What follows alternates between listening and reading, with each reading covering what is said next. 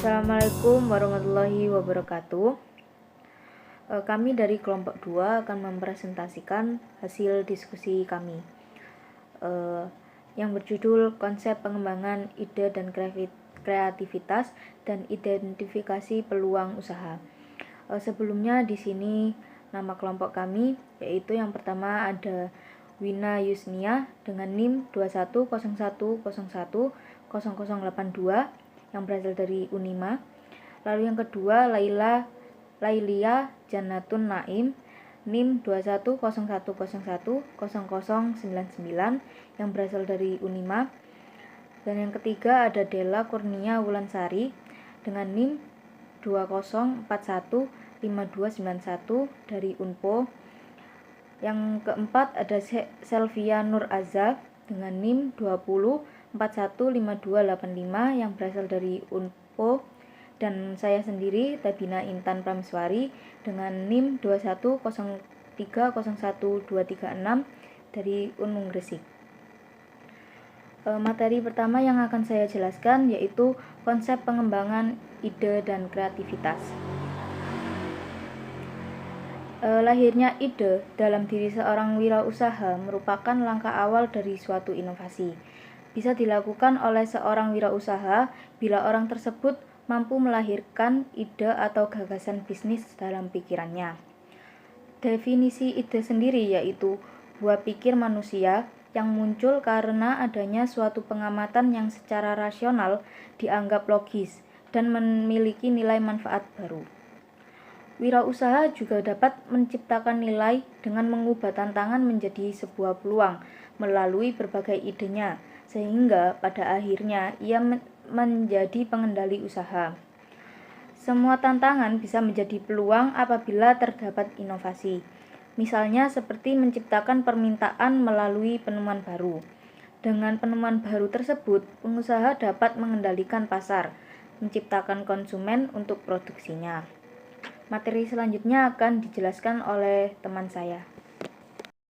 Yang selanjutnya, prinsip dan sumber menggali ide.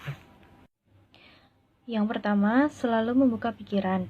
Berpikir bahwa sebuah ide yang ditentukan adalah ide yang terbaik, karena kondisi tersebut akan membimbing untuk selalu menghasilkan ide-ide yang baik. Perenungan, introspeksi, dan umpan balik membantu untuk memperoleh ide-ide yang terbaik. Yang kedua, selalu membuka mata untuk melihat keberhasilan dari tindakan-tindakan yang telah dilakukan orang atau perusahaan lain adalah cara terbaik dan lebih efisien. Yang selanjutnya, sumber menggali ide. Yang pertama, melakukan riset bisnis dan produk. Metode ini adalah metode terukur ide bisnis yang dicari dapat diperoleh melalui riset dan persentase yang dilakukan untuk memastikan jenis bisnis dan produk yang banyak diterima pasar. Yang kedua, serap ide dari masalah orang lain. Setiap orang pasti memiliki masalah dan setiap masalah pasti membutuhkan solusi.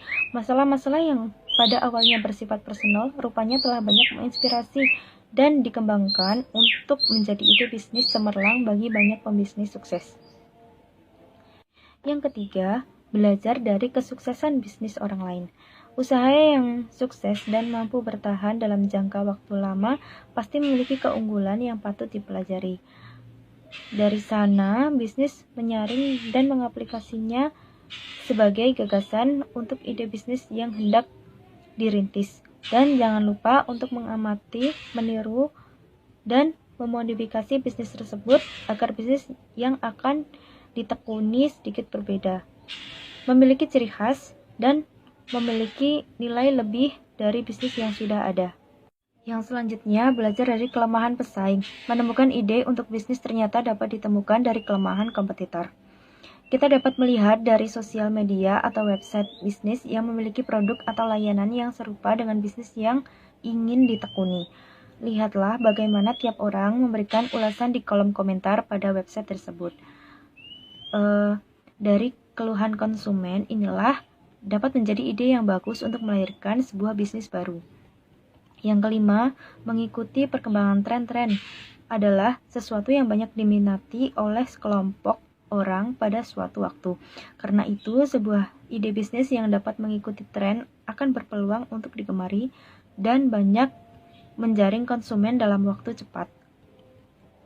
Yang keenam, buatlah tetap sederhana. Banyak bisnis kecil gagal mencapai kemajuan karena bisnis terlalu rumit atau ambisius. Para wirausahawan cenderung mengabaikan rintangan yang bisa mengganggu bisnis baru. Yang selanjutnya, langkah-langkah yang harus dilakukan ketika ide kewirausahaan muncul. Yang pertama, tentukan visi dan misi usaha. Yang kedua, buat konsep produk atau jasa yang akan dilakukan. Yang ketiga, lihat kebutuhan pasar. Yang keempat, lakukan analisis kelayakan dan SWOT. Yang terakhir, siapkan mentalitas yang kuat.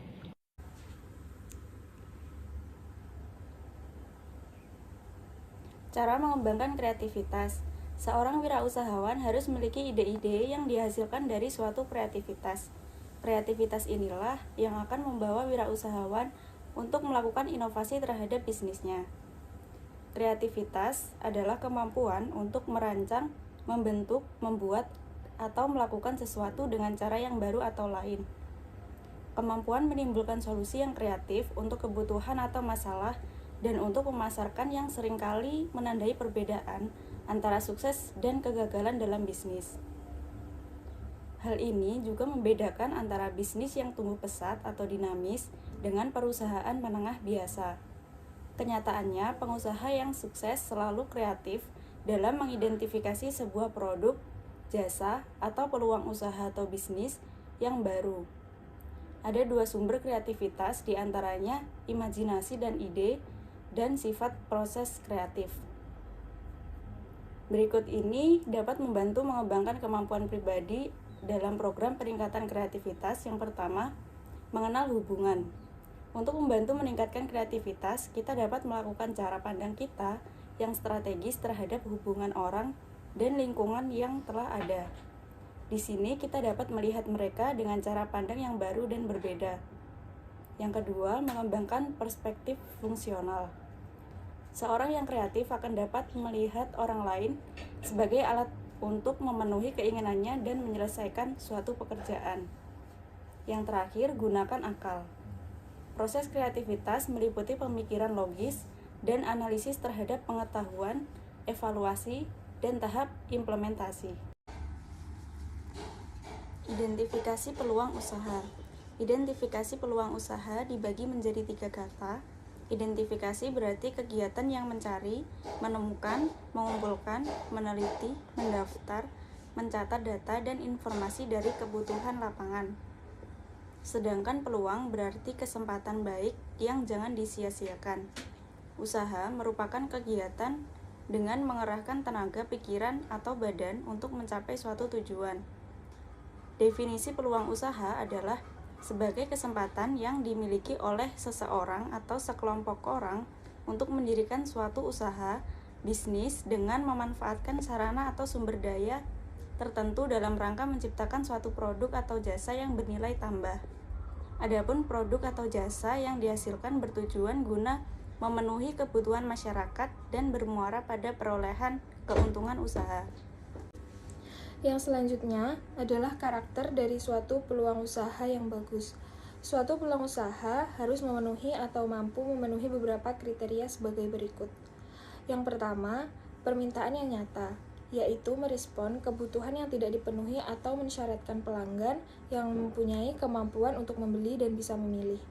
Yang kedua, pengembalian investasi, yaitu memberikan hasil dalam jangka waktu yang cepat, lambat, dan tepat waktu. Yang ketiga, kompetitif, yaitu dapat mengimbangi atau sama dari sudut pandang pelanggan dibandingkan dengan produk atau jasa yang tersedia. Yang keempat, mencapai tujuan, yaitu memenuhi tujuan dan aspirasi dari orang atau organisasi yang mengambil resiko. Yang kelima, ketersediaan sumber daya dan keterampilan, yaitu terjangkau oleh pengusaha dari segi sumber daya, kompetensi, dan persyaratan hukum. Yang selanjutnya, cara mengidentifikasi peluang usaha baru. Cara mengidentifikasi peluang usaha atau bisnis dapat dicari asalkan saja wirausahawan tidak enggan untuk bekerja keras, ulet, dan percaya kepada kemampuan sendiri. Setiap wirausahawan mempunyai peluang atau opportunity untuk maju. Untuk menggali dan memanfaatkan peluang usaha atau bisnis, seorang wirausahawan harus berpikir secara positif dan kreatif.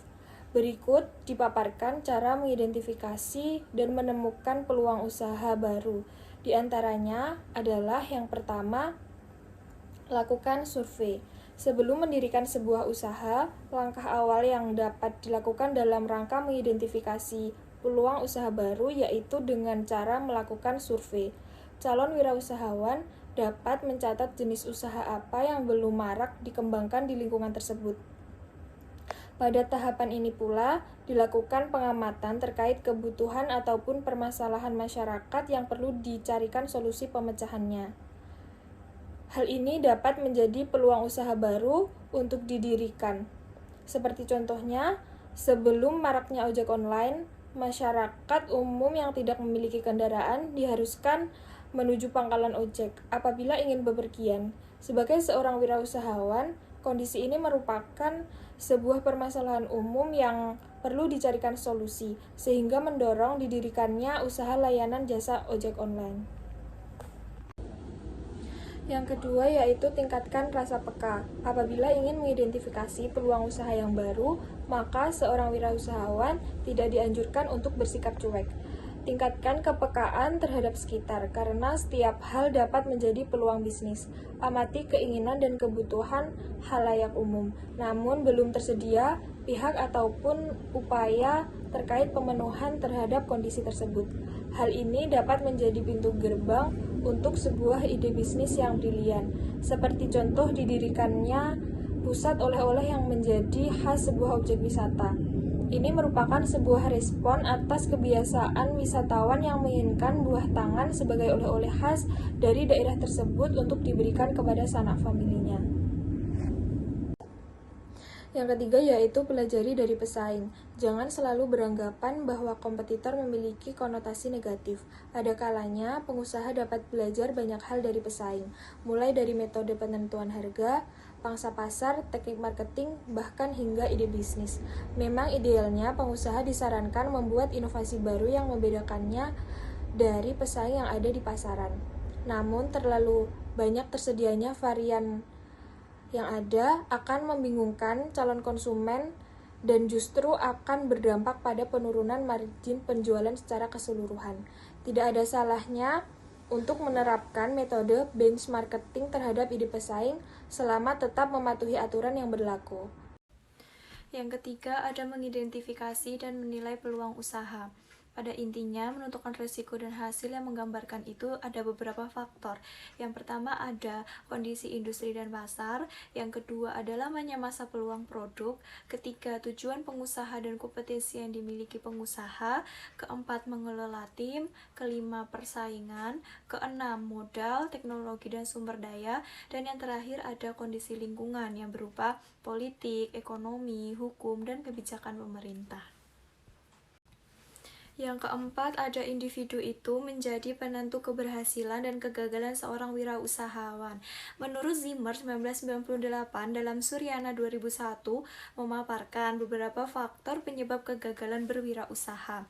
Yang pertama, ada kurangnya kompetisi dalam hal manajerial, khususnya itu terkait kemampuan pengelolaan karyawan serta aktivitas operasional usahanya. Yang kedua, terjun oleh kemauan sendiri, namun lebih kepada mengikuti tren. Yang ketiga, kurangnya pemahaman dalam pencatatan transaksi keuangan. Yang keempat, lokasi usahanya yang tidak strategis. Itu juga bisa menjadi salah satu faktor penyebab kegagalan usaha. Yang kelima, kurangnya pengawasan terhadap peralatannya. Keenam, sikapnya itu kurang sungguh-sungguh dalam berwirausaha. Seharusnya mendirikan wirausaha itu harus bisa berkomitmen untuk mencurahkan seluruh tenaga, usaha, waktu, serta biaya. Yang ketujuh, ketidakmampuan dalam beradaptasi dengan perkembangan zaman. Itu juga menjadi salah satu faktor penyebab kegagalan berwirausaha. Yang kedelapan, mengikuti tren yang sedang booming. Ada 5 faktor penentu keberhasilan dari sebuah bisnis. Yang satu ada pemanfaatan peluang yang baik, jadi kita harus melihat peluang apa yang sedang terjadi. Yang kedua, perencanaan yang matang, harus memikirkan konsep apa dan ide bisnis apa yang harus dijalankan. Yang ketiga, mempunyai tekad kuat dan kemampuan yang keras dari diri dalam sendiri. Yang keempat, modal dan keuangan yang baik. 5, pemasarannya juga harus efektif. 6, memiliki sumber daya manusia yang kompeten. 7, mempunyai jaringan relasi yang sangat luas. 8, inovasi dan kreativitas tinggi. Yang 9, pengorganisasian dan pengelolaannya usaha itu harus baik. Demikian presentasi dari kelompok kami. Sekiranya mohon maaf. Wassalamualaikum warahmatullahi wabarakatuh.